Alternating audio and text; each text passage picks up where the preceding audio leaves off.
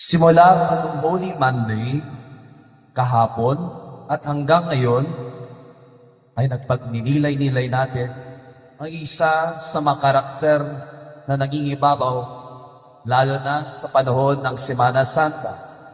At sino po yun? Si Judas Iscariote. Judas Iscariot. Ang ibig sabihin po ng pangalang Judas or Judas ay praised, famous, glorified, recognized, awarded. Sa Tagalog, ang ibig sabihin ng pangalang Judas ay pinupuri, sikat, tinitingalaan, kinikilala, pinaparangalan. Ang gandang pakinggan po, di po ba? Ang gandang ibig sabihin ng pangalang Judas.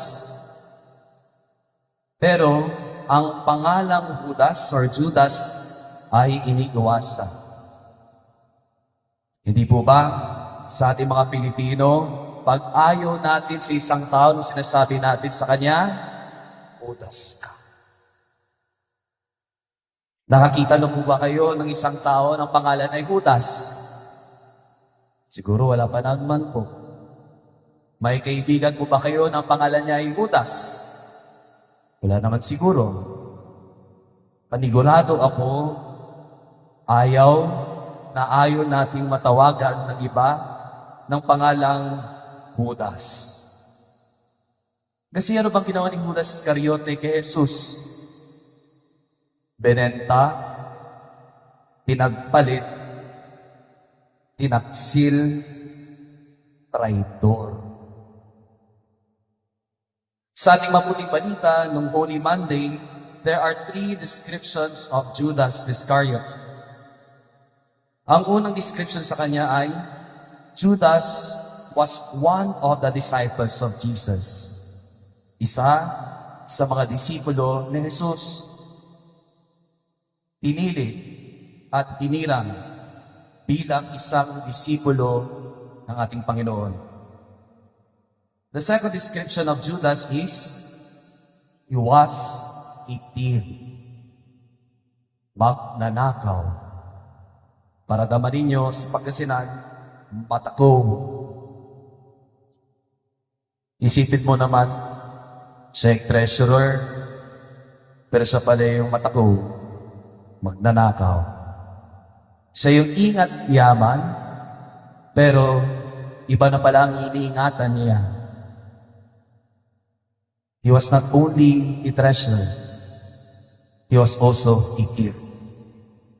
Nagnakaw pala siya. At ang ikatlong description sa kanya, he is not only the disciple of Jesus, he is not only a thief, but he is also the one who betrayed our Lord. Isang magtataksil kay Jesus, isang traidor. Question, hindi po ba si Jesus ay Diyos? Bakit pinili niya pa rin si Judas na maging disipulo niya kung alam niyang tatraidor din pala siya? Di po ba? Pipili ka ba ng isang taong tatraidor sa iyo? Gawin mo bang isang matalik na kaibigan mo ang isang taong tataksilan ka pala? Kung ikaw ang tatanungin, sasabihin mo, ay, kiss si Judas. Pero, ano ang tinuturo sa atin ng Jesus? Anong tinuturo sa atin ng Diyos? Hindi nagkamaling si Jesus na piliin si Judas. Bakit? Baka magugulat kayo sa sabihin ko, pinili pa rin ni Jesus si Judas sa simpleng rason. Mahal niya si Judas. Jesus loves Judas Iscariot. Other biblical scholars even say, ang pinaka-close friend ni Jesus, hindi si St. John, si Judas. Kaya pinakamasakit ang pagtatraidor. Hindi na kaaway mo, pero yung matalik na kaibigan. Sino ba naman pwedeng tumaydor sa atin, pwede yung mga kaibigan natin? Bakit pa rin ipiliin ni Jesus si Judas? Kahit alam niyang tatraydorin siya sa bandang dulo. Uulitin ko lang ang sagot. Pinili niya pa rin si Judas kasi mahal niya si Judas. Pag nakakarinig kayo ng salitang Judas, wala kayo tumingin sa mga katabi ninyo ngayon. Uwi kayo sa bahay niyo at sabihin mo doon sa salabi na yun, isa ka rin. Judas is not only about others. Judas ay nakatuon din sa sarili. May mga pagkakataon na tatraydorin natin ang Diyos sa ating mga kasalanan, sa ating mga pagkukulang, sa ating mga pagkakamali. Pero malinaw ang mensahe ng Diyos sa atin. Kahit ikaw si Judas, mahal mo.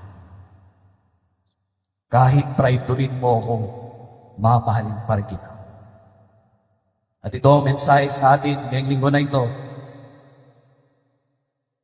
Sa linggo na ito, maliban ang tawag ay Holy Week or Semana Santa, ang tawag sa linggo na ito ay Mahal na Araw.